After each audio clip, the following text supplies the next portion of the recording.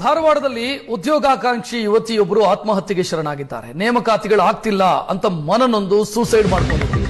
ಧಾರವಾಡದ ಶಿವಗಿರಿ ರೈಲ್ವೆ ಹಳಿಗೆ ಬಿದ್ದು ಪಲ್ಲವಿ ಎನ್ನುವಂತ ಯುವತಿ ಆತ್ಮಹತ್ಯೆ ಮಾಡಿಕೊಂಡಿದ್ದಾರೆ. ಬಳ್ಳಾರಿ ಮೂಲದವರು, ವಿದ್ಯಾರ್ಥಿನಿ, 25 ವರ್ಷ.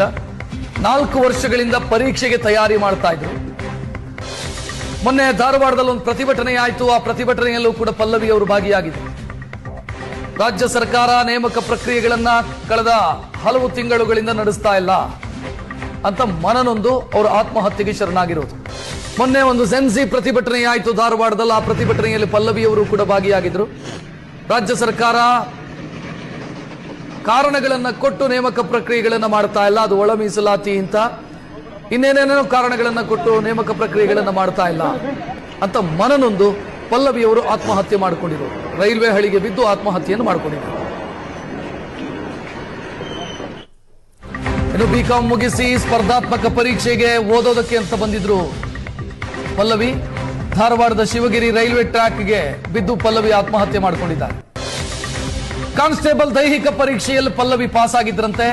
2024ರಲ್ಲಿ ದೈಹಿಕ ಪರೀಕ್ಷೆಯಲ್ಲಿ ಪಾಸ್ ಆಗಿದ್ರು. ಲಿಖಿತ ಪರೀಕ್ಷೆಯಲ್ಲಿ ಉತ್ತೀರ್ಣ ಆಗಿರಲಿಲ್ಲ. ಮತ್ತೆ ನೇಮಕಾತಿ ಪರೀಕ್ಷೆಗಾಗಿ ಸಿದ್ಧತೆಯನ್ನು ಮಾಡಿಕೊಳ್ತಾ ಇದ್ರು. ಸದ್ಯ ಅವರು ಆತ್ಮಹತ್ಯೆಗೆ ಶರಣಾಗಿದ್ದಾರೆ. ನೋಡ್ತಾ ಇದ್ರಿ, ರೈಲ್ವೆ ಟ್ರ್ಯಾಕ್ ಅಲ್ಲಿ ರೈಲಿಗೆ ತಲೆ ಕೊಟ್ಟು ಆತ್ಮಹತ್ಯೆ ಮಾಡಿಕೊಂಡಿರು.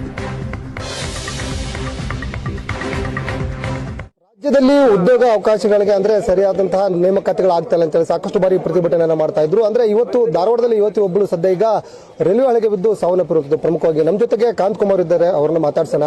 ಸರ್, ಈಗ ಈ ಹುಡುಗಿ ಎಲ್ಲಿಂದ, ಯಾವ ಜಿಲ್ಲೆಯವಳು, ಎಷ್ಟು ದಿವಸದಲ್ಲಿ ಓದ್ತಾ ಇದ್ಲು? ಸರ್, ಬಳ್ಳಾರಿ ಜಿಲ್ಲೆಯಿಂದ. ಲಾಸ್ಟ್ ಟೈಮು ರಾಮಾಂಜನೇಯ ಅಂತೇಳಿ ತಿಳ್ಕೊಂಡಿದ್ದು ನೀವು ನೋಡ್ಬೇಕು ಸರ್. ಈಗ ಲಾಸ್ಟ್ ಇನ್ನೂ ಒಂದು ತಿಂಗಳು ಆಗಿಲ್ಲ.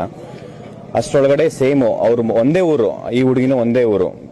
ಜಾಸ್ತಿ ಡಿಸ್ಟೆನ್ಸ್ ಇಲ್ಲ ಸರ್, ಬರೀ 200 ಮೀಟರ್ ಡಿಸ್ಟೆನ್ಸ್ ಅಲ್ಲಿರೋ ಒಂದು ಮನೆ, ಒಂದೇ ಊರಲ್ಲಿರೋ ಅಂತ ಹುಡುಗಿ ಇದು ಸರ್. ಈ ಹುಡುಗಿ ಇನ್ನೂ ಜಾಸ್ತಿ ಅಂತಂದ್ರೆ ಒಂದು 22-23 ವರ್ಷ ಅಷ್ಟೇ ಸರ್. 22-23 ವರ್ಷಕ್ಕೆ ತುಂಬಾ ಬೇಜಾರಾಗುತ್ತೆ ಸರ್.